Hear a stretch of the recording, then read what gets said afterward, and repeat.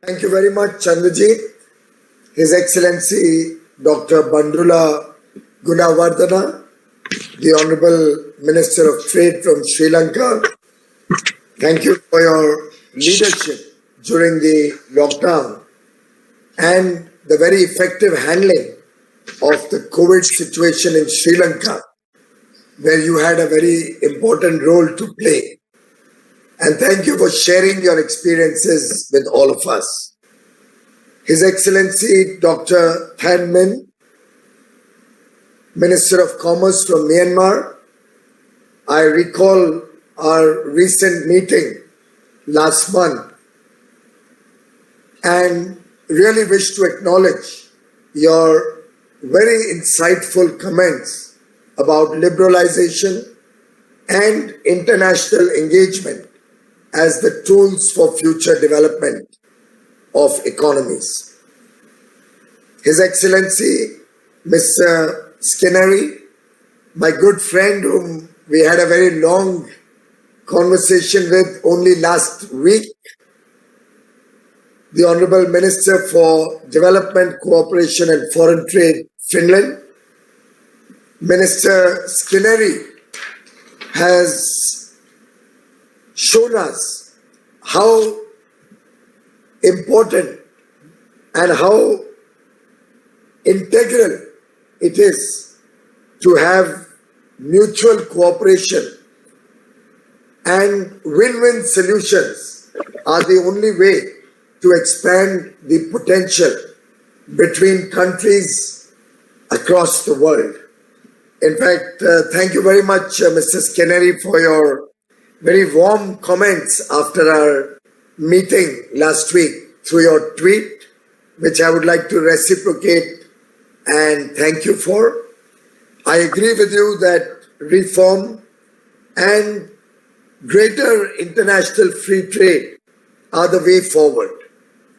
And I'm grateful to you for encouraging India in our effort to deepen our reform agenda.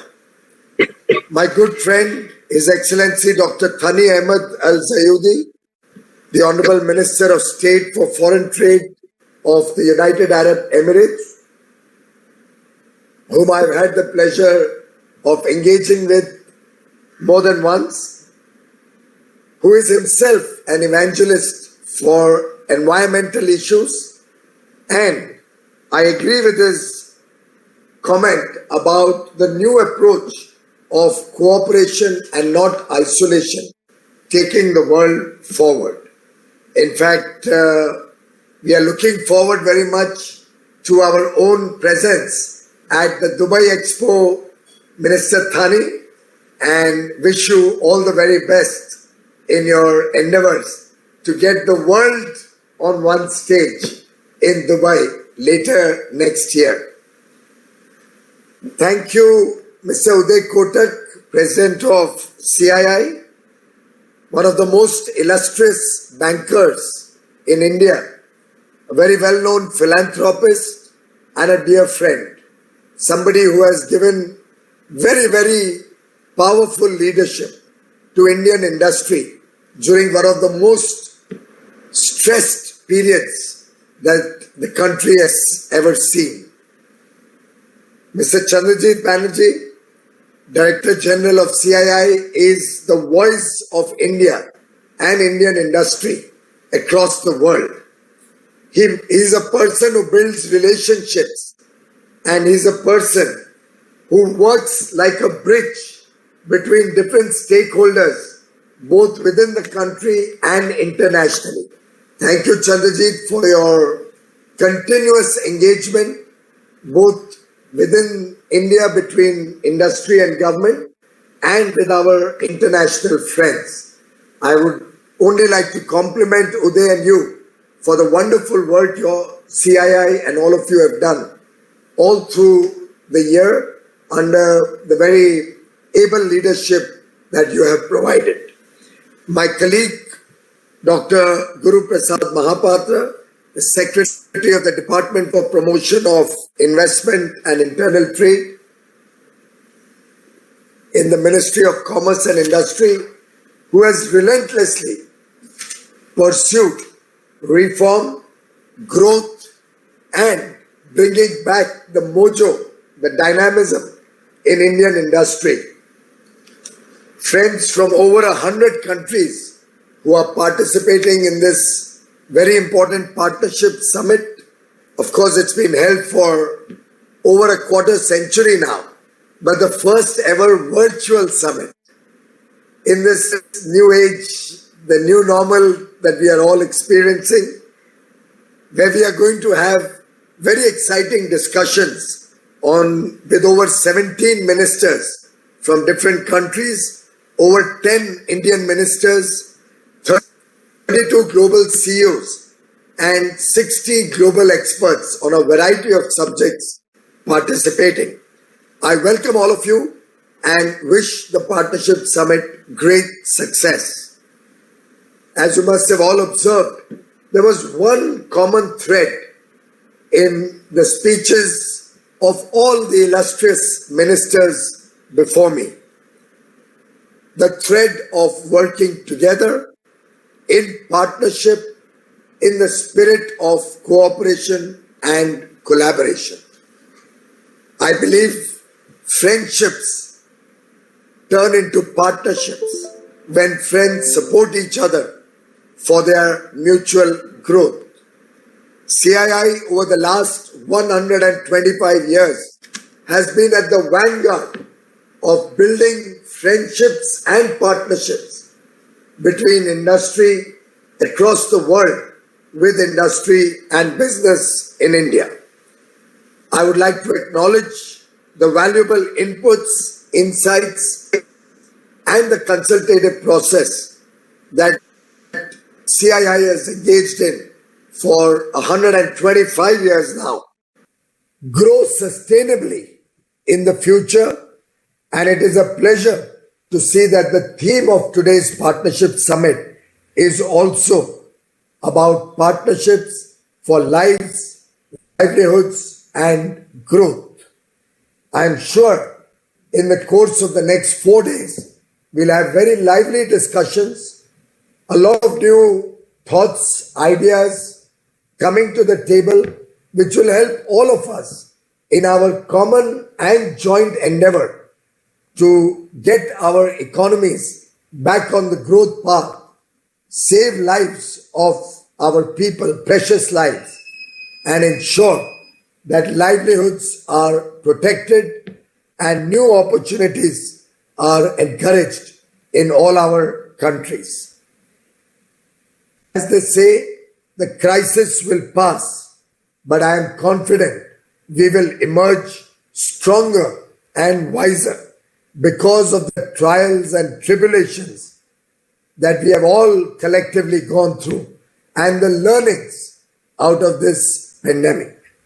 In fact, continuing on an open path, India has been systematically opening up to global investors new sectors of our economy and encouraging businesses through strategic relationships with different investment partners, strengthening our economic plans for the future, and introducing conducive reforms and facilitation measures to encourage greater global involvement in our own V-shaped recovery that is there for all to see. Even before the onset of the pandemic, India was rapidly announcing a slew of reform measures aimed at improving the economy and the productivity levels in the economy.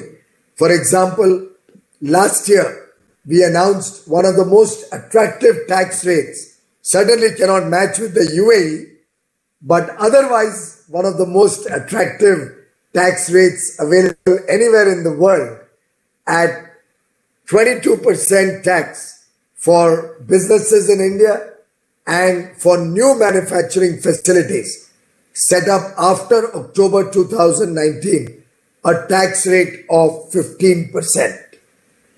In fact, FDI flows in India have been continuously growing, and I'm happy to share with you that even during the first 9 months of this year, at the peak of COVID pandemic, our FDI has grown, and we have today one of the most facilitative and congenial FDI policies in the world.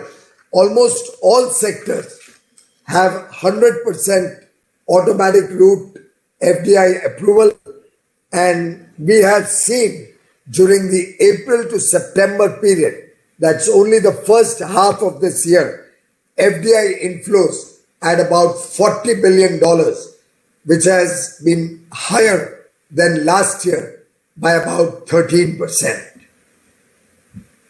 As they say, opportunities are like sunrises. If you wait too long, you miss them. And I'm quoting William Arthur Ward, a famous American author. India does not wish to miss the sunshine under the warm sun that India is blessed with. We believe in the new world, there will be new thinking. There will be new paradigm of sustainable development. There will be new opportunities. The world will emerge stronger, better, safer, and wiser. Towards that end, India has focused on reform in 4 major challenge areas for growth: capital, labor, land, and removing barriers for new businesses. Our intent is bold, our ambition is large, our actions are focused. We aim not only to grow sustainably at high levels, but achieve the target of becoming a $5 trillion economy by 2025.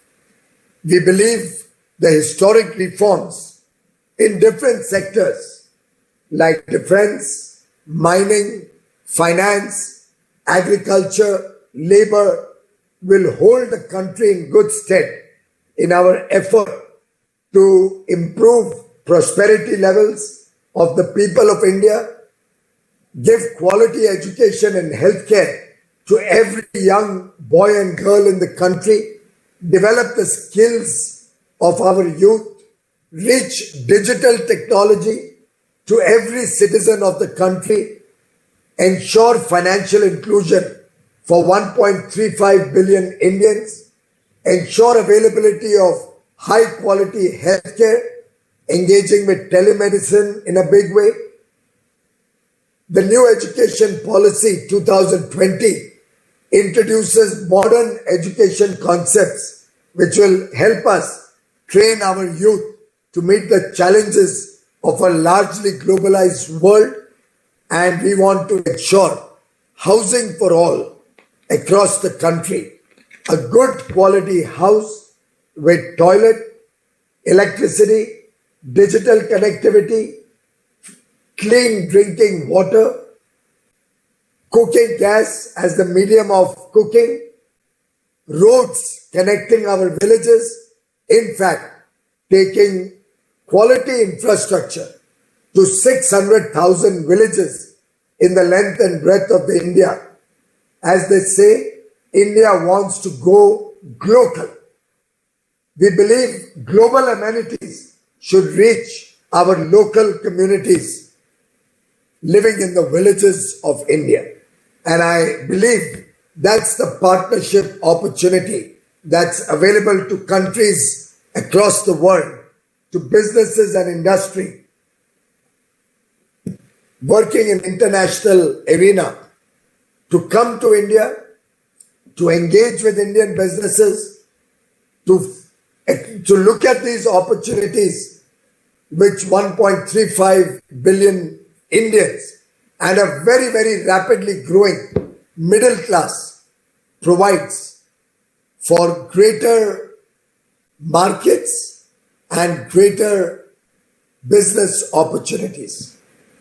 A number of new schemes have been introduced, including the production-linked incentive to attract industry to come to India, We have investment promotion cells in all the ministries. The central government and the states are working in partnership to attract investment, to provide land at very affordable rates, to ensure seamless approval processes through a single window that we are developing under the leadership of Dr. Mahapatra.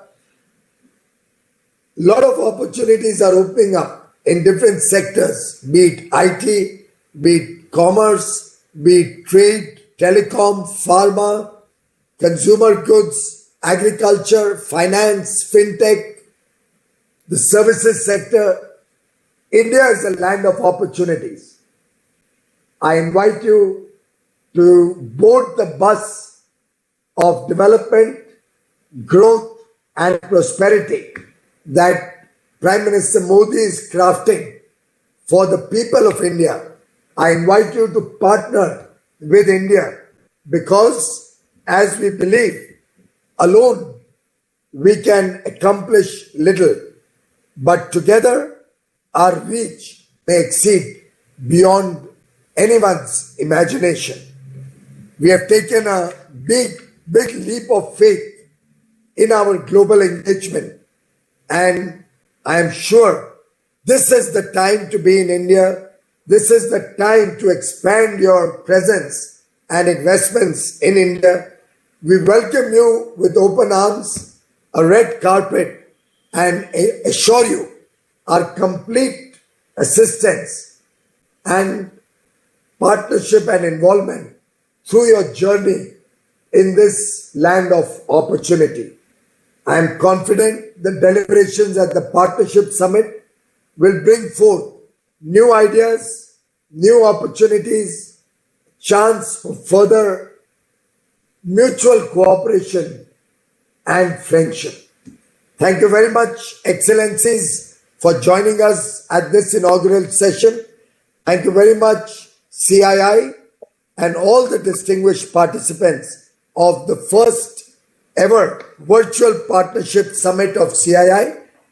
It will be a trendsetter in the future. Help us engage much more deeply and frequently with each other and help the world look at the new world with new lens and a new way of working and living. My best wishes to all of you for the forthcoming year ahead of us. I am confident 2021 will be a much better year than the year gone by. As they say, let bygones be bygones. Let's look with optimism to the future. Let's all work together in that same spirit of friendship and partnership that we have demonstrated through the COVID pandemic. And I am confident we have a huge and bright future awaiting the entire world. The sun will shine brighter.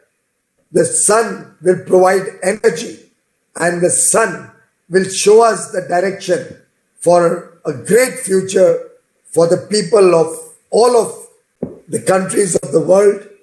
My best wishes for the new year. May you all stay safe, healthy, and keep well. Namaskar.